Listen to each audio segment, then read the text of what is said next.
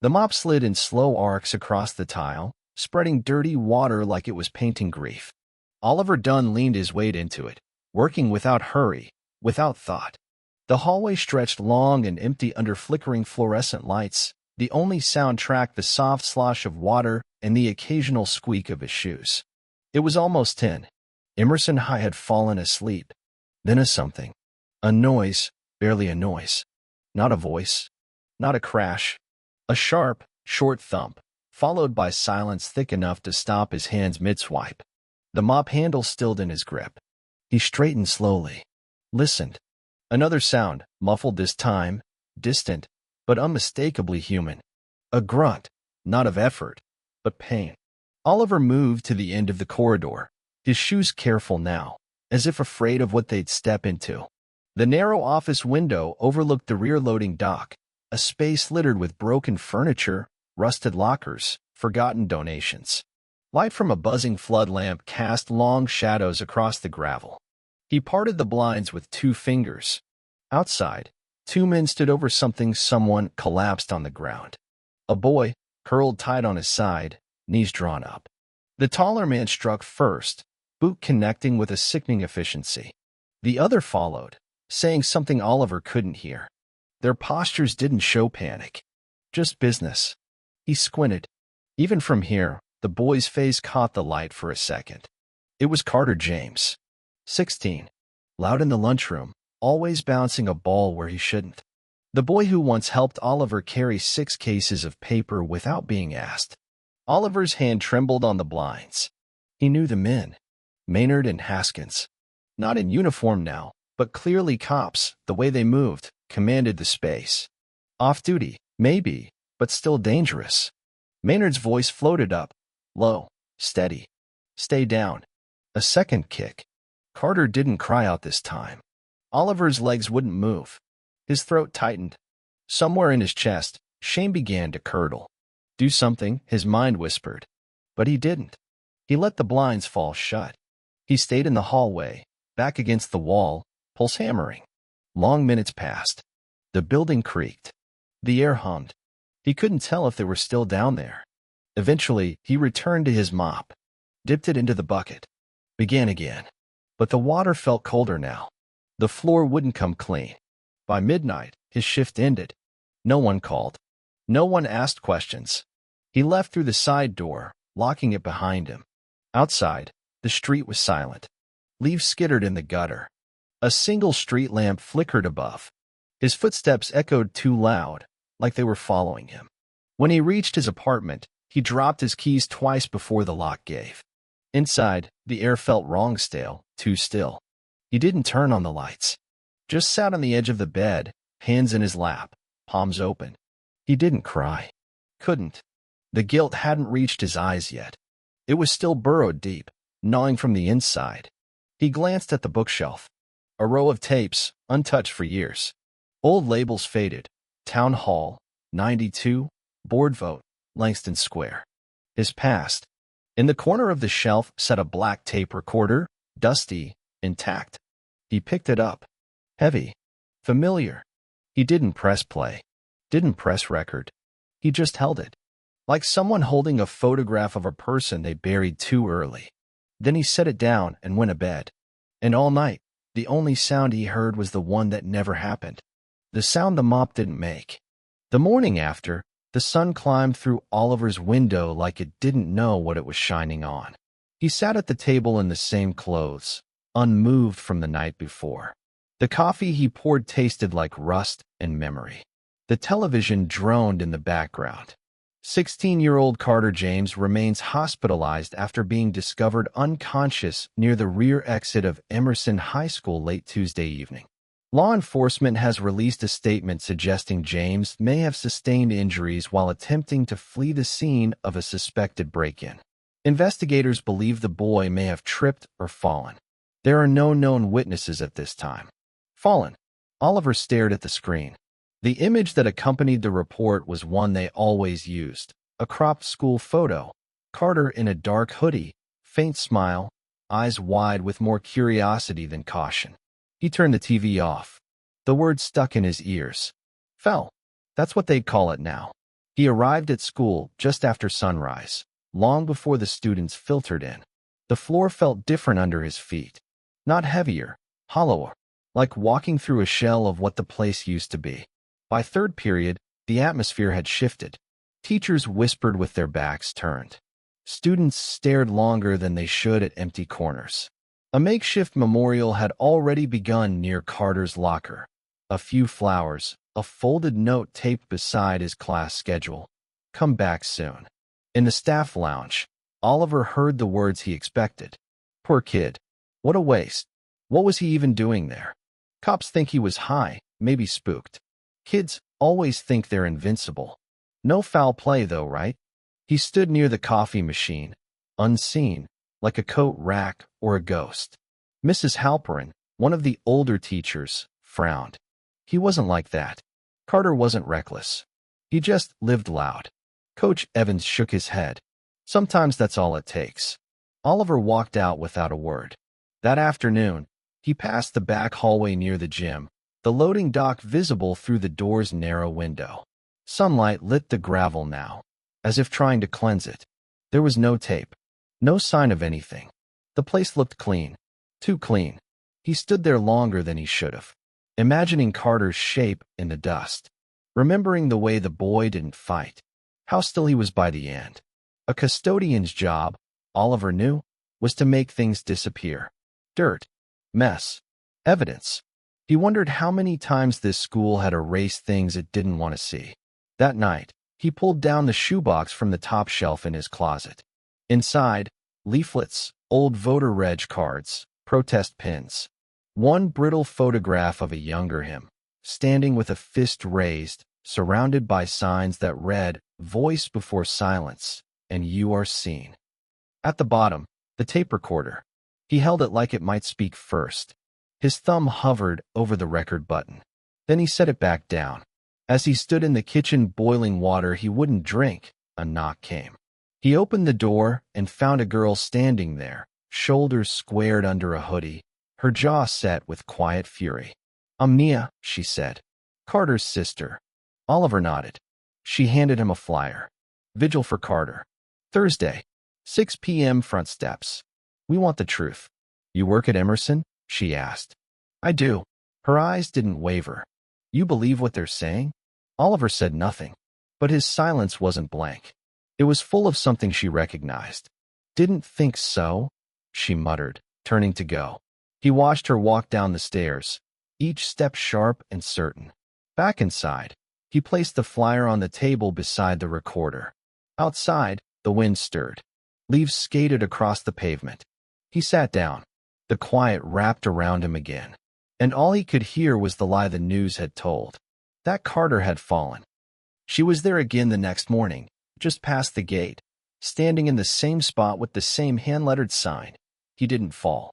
The hoodie masked most of her face, but not her posture, rigid, unblinking, grounded like someone who'd decided she wasn't moving until truth arrived. Oliver saw her from across the staff lot. He slowed but didn't stop. Something about her stillness made him feel exposed, as though she could see all the things he hadn't said. By lunch, the whole building had noticed her. "She's disrupting the entry," muttered the security guard. "Might have to ask her to leave."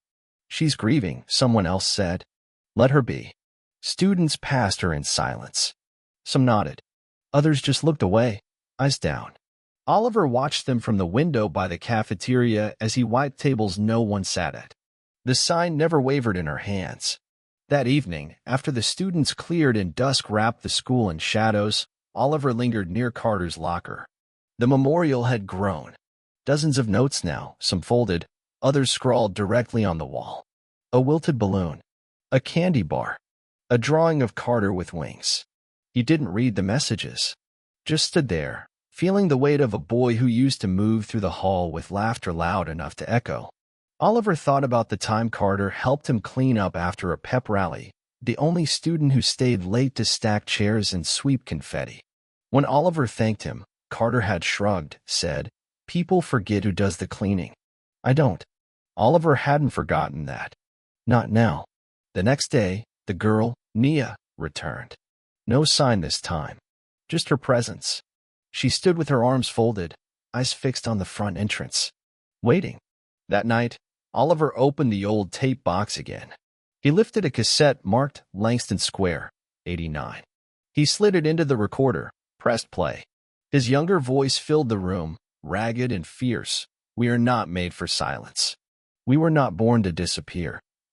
He pressed stop. Then he just sat, holding the machine like it might still remember him. The next morning, the graffiti appeared. Across the front doors of Emerson, in black spray paint. We know. The janitorial crew was told to scrub it before students arrived. Oliver helped erase the letters, each stroke of his sponge erasing what someone braver had dared to say. At the morning staff briefing, Principal Lowry made a brief statement. This is a time for healing, not hysteria. The school must remain a place of learning, not protest. Afterwards, as the staff dispersed, a counselor murmured to Oliver, "She's not going to stop." His sister. "I know," he said. In the quiet of the late afternoon, Oliver returned to the old security room. It was technically obsolete, an unused relic from a system that had since been digitized. But it still held the backup tapes. Still recorded. Still watched. He used his key. Entered. The smell hit first, dust, paper, time. The monitor blinked lazily. A row of VHS tapes lined the shelves, mostly untouched. He scanned the dates. Found the one marked for the night of Carter's beating. He slid the tape in. The screen flickered. The loading dock appeared in black and white static. Grainy, but clear enough. There they were. 2 men. 1 boy. Motion blurred by distance, but unmistakable. A blow. Another. The collapse. Oliver didn't flinch this time. He watched it all. Then he hit eject. He didn't take the tape. Just sat in the chair, the empty plastic case in his hand. When he finally walked out, the sun had dropped below the trees. The sky was a deep bruise, and the air carried the sharp edge of an early fall night. Nia wasn't at the gate, but something told him she'd be back. And this time, he wasn't sure he could keep walking. The number was still in his address book, handwritten between faded grocery lists and defunct contacts from another life. Claire Wynn. He hadn't spoken to her in over a decade. They used to be fire and gasoline, back when they thought truth alone could light a revolution. But then the arrests came. The firings. The slow crawl of quiet. And Oliver stopped answering calls that reminded him who he used to be. He called anyway. Hello. Her voice hadn't changed, sharp-edged, alert, like she was always mid-sentence. It's me, he said. Oliver. Silence stretched. Then, softly, I was wondering when. They met at an old cafe near the courthouse, the same one where they used to plan marches and print flyers. Now, it smelled like burnt espresso and paperbacks. Claire arrived in black, head to toe, hair wild as ever. She didn't hug him. I thought you left town. I stayed quiet, he said. She studied him. You never were very good at that. Oliver looked down at his hands. I saw what happened to Carter James. Her pen paused on her notepad. You're sure? I watched it. He told her everything. The window. The boots. The boy who didn't move. I didn't stop it. She didn't say anything. He looked at her, almost pleading. Do you think silence makes you complicit? Claire's eyes softened. I think silence becomes a kind of story, and people believe the ones that get told loudest. He told her about the security tape, the old room, the footage. We need to get it, she said. Make a copy. Fast. I already did. I hid it. Where? Under the boiler insulation. She raised an eyebrow. Of course you did. Claire sipped her coffee. If this is real, we can make it matter. Oliver hesitated. I'm not what I used to be, Claire. She leaned closer. None of us are. Doesn't mean the truth changed. That night, Oliver returned to the school. It was empty, save for the faint buzz of motion sensors and the click of his own steps. He moved like a man rehearsing a crime quickly, precisely. In the boiler room, he found the hidden tape, still where he'd wedged it between insulation panels. He wrapped it in plastic, sealed it inside a hollow maintenance clipboard, and took it home. In his apartment, he laid it beside the tape recorder. 2 relics, side by side. One holding a confession. The other, proof. The next day, a ripple moved through the school. A student had posted a blurry photo of the old security room. Rumors flew. The administration issued a memo. Unauthorized access to school equipment will be punished to the fullest extent. Staff were reminded to maintain professional neutrality. The janitorial staff was told to clean everything. Deep scrub. No surfaces untouched. Oliver took the order without argument. He spent the day wiping down walls that didn't need wiping, scraping corners no one had seen in years.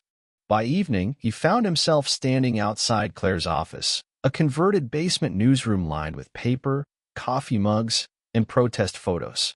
He handed her the clipboard. "It's on here." She accepted it without a word. "I also made a recording," he said. "A statement. It's raw. Just voice." Claire nodded. "We'll use both. We'll protect your name if you want." "I don't know what I want," he said. "Then we'll start with what's right." She placed the clipboard on her desk, gently, like it contained something sacred. "You ready?" she asked. He wasn't, but he nodded. That night, Claire published a brief teaser. No names. No video. Just a headline. A witness comes forward. It spread faster than either of them expected. By morning, it had reached every inbox at Emerson High. By noon, Carter's name trended statewide. And by evening, Oliver walked the same hallway where he once heard the sound of a boy being beaten, only this time, the silence didn't shame him. It steadied him. The days that followed felt suspended, like the town had taken one long breath and didn't know how to let it go. After the article dropped, the school pulsed with unease. Teachers avoided eye contact. Students whispered in clumps, heads bent over screens. The principal's emails came twice daily now, words like reassurance, unity, and baseless allegations repeated with bureaucratic precision. Oliver kept his head down, but he could feel it, the shift, the buzz of tension just under the surface, like the hum of fluorescent lights before they flicker out. On Wednesday morning, the boiler room was locked. Not the usual padlock. A new bolt. No explanation. He didn't ask questions. He just waited. That night, he returned through the old back door near the gym, the one few people used, the one that still stuck if you didn't lift it just right. Inside, the building was silent, unnaturally so. Even the vending machines sounded muffled. He found a screwdriver, broke the lock, entered. The tape was still there. He checked its seal, added a duplicate thumb drive, wrapped it all inside a maintenance logbook marked 2006, its pages hollowed out like a coffin. Then he resealed the wall with adhesive strips. Not perfect, but clean enough. He left no note, just the weight of what he'd hidden. When he arrived home, his door was slightly ajar. His stomach turned cold. Inside, nothing was missing, but something had shifted. His tape recorder was no longer on the table. It had been moved. The drawer where he kept old documents was open by an inch. A chair was angled differently. Someone had been inside. He checked the windows. One lock undone. No message. No damage. Just the quiet implication. "We see you." He sat on the edge of the bed, stared at the blank recorder, then picked it up and pressed play. His voice came through soft, cracked. "My name is Oliver Dunn. I saw what happened." He let it play to the end, then played it again, and again. The next morning, he went to the hospital. The building buzzed with fluorescent quiet. The nurse nodded when he asked for Carter James. She didn't ask who he was. The room was small, filled with beeping machines and the faint chemical smell of healing. Carter lay still, thinner than before, wrapped in wires and quiet. Oliver stood at the foot of the bed. "I'm sorry," he whispered. "I waited too long. I let it happen." Carter didn't move, but his eyes, one of them swollen nearly shut, fluttered open. For just a moment, they locked. Oliver stepped back, not from fear, but from something deeper, the sense that he was being seen for exactly what he was. Not a savior, just a man who arrived late. He left the room without saying anything more. That night, Claire called. "They're going to publish the footage tomorrow. Everything. Your voice too, with your name." Oliver's chest tightened. "You don't have to," she added. "I do." She paused. "There might be fallout. You know that." "I lost everything already, Claire. What's left is mine to give." They hung up without goodbye. He sat at the kitchen table, the tape recorder beside him, and added one more sentence. I'm ready now. The next morning, the video went live. No embellishments. No filters. Just grainy footage, violence rendered in shadows and truth. And Oliver's voice, low and clear, narrating what the camera couldn't show. They hit him. They kept hitting him. I didn't stop it. But I am telling you now.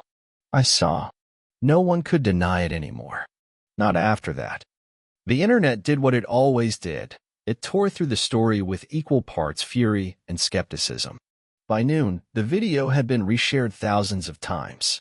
The grainy footage. The dull smacks. Carter collapsing like a puppet with its strings cut. Then Oliver's voice, calm, aching, too late but finally loud, stitching truth to silence. Some praised him, called him brave. Others were colder. Why now? Why didn't he stop them? Where was this energy before? By the end of the day, Oliver's name was everywhere, in hashtags, on message boards, whispered in hallways where it had once been forgotten. At Emerson, the staff barely looked at him. The principal summoned him late afternoon. Mr. Dunn, Lowry said, his voice thin as paper. We've appreciated your years of service. Truly. Oliver didn't sit. There's been disruption, Lowry continued. Your presence has become, understandably, difficult. Oliver didn't speak. So, effective immediately, the district is placing you on administrative leave pending review. Oliver only nodded. You're not firing me. You're silencing me again. Lowry flinched, just slightly. This is about de-escalation. No. It's about who gets to speak without permission. He walked out. That evening, the vigil gathered at the school steps. More than 100 people. Some carried candles, others phones, broadcasting the moment. The mural Carter's classmates had started was now half finished, his name painted in bright blue. Nia stood at the front. She didn't cry. She read from a paper clenched in both hands. My brother didn't fall. He was beaten. He was left. And someone watched. But he came forward. That matters. Then she paused. And to those still afraid, we see you. You're not alone. Not anymore. The crowd clapped, but the sound felt small next to the silence that followed. Claire found Oliver near the back. She didn't smile. You all right? No. You want to say something? He shook his head. I already did. She nodded. That was enough. He didn't stay long. Too many lights. Too many eyes. He walked home through side streets, avoiding the main road. That night, 2 messages arrived in his inbox. One from the police department. We have received your formal statement and will be following up. This is not an admission of liability. The other from a student, and signed, Thank you. I didn't think anyone saw us. Now I know someone always did. Oliver read it twice, then sat with it. Outside, a storm rolled in, light at first, then louder. Rain began to hit the roof like fingers tapping. Restless, demanding. He opened his window, let the sound wash in. Then he picked up the recorder, pressed the red button again. This is for anyone who's scared, he said. You're allowed to be. But scared doesn't mean silent, and silence doesn't mean safe. He left the tape playing, let it run past the message, into the noise of his room, the rain, the hum of the fridge, the shudder in his chest. Because this, too, was part of the story. Even the parts no one wrote down. The week after the video, the town changed in quiet, stubborn ways. No arrests. No press conferences. The officers involved were placed on extended leave. One filed for early retirement. The school issued a statement about recommitting to trust. But no one said the word guilty. Still, something cracked open. Carter's mural bloomed across the school's east wall, finished by students who didn't ask for permission. His name at the center, ringed by handprints, birds, and a line of text painted in bright red. He didn't fall. We caught him. Nia visited each day, touching up details with silent precision. She didn't talk much anymore, but she didn't have to. Truth had taken on color. Oliver, no longer on school grounds, filled his days walking. Past the old library, now shuttered. Past the lot where a mural he helped paint in '91 had faded into ghost shapes. He walked to stay upright. Sometimes people stopped him. A nod, a hand on his shoulder, a thank you that never reached their lips. Once, a boy approached him outside the market. Couldn't have been older than 15. "My uncle said you were weak," the boy muttered. "That you waited too long." Oliver braced. Then the boy added, "But I think maybe waiting is better than vanishing." He left before Oliver could reply. At home, Oliver played old tapes. Not to hear himself, but to remember the cadence of conviction. To trace the arc from who he had been to who he'd become. Late one afternoon, he stood outside a house he hadn't visited in 12 years. His son answered the door. Same jawline, same quiet. Neither of them moved for a while. "I saw your face on the news," his son said. "Didn't know if it was real." "It was," Oliver said. "I wasn't sure you'd want to see me." "I didn't, but I figured someone should." They sat on the porch in metal chairs that creaked every time they breathed. "Why now?" his son asked. "Because silence was too easy," Oliver said. "And I got tired of being afraid of myself." His son didn't smile, but he didn't leave. "Mom still won't say your name," he said after a while. Oliver nodded. "That's fair." They didn't hug, didn't promise. But when Oliver left, his son said, "Take care, Dad." It was more than he expected. The next morning, Claire called. "I've got something for you." It was a volunteer position, community archive, gathering oral histories from local residents. Claire's paper had partnered with the library to preserve voices no one had bothered to listen to before. "You've still got a story in you," she said. "Might as well use it." Oliver agreed. He spent his afternoons recording elders, high schoolers, activists, teachers. One woman brought in a cassette of her grandfather's blues songs. A child recited a poem about cedar trees and shadows. Oliver didn't tell them about Carter. Not right away. But every time he hit record, it felt like making space for him. The past didn't vanish.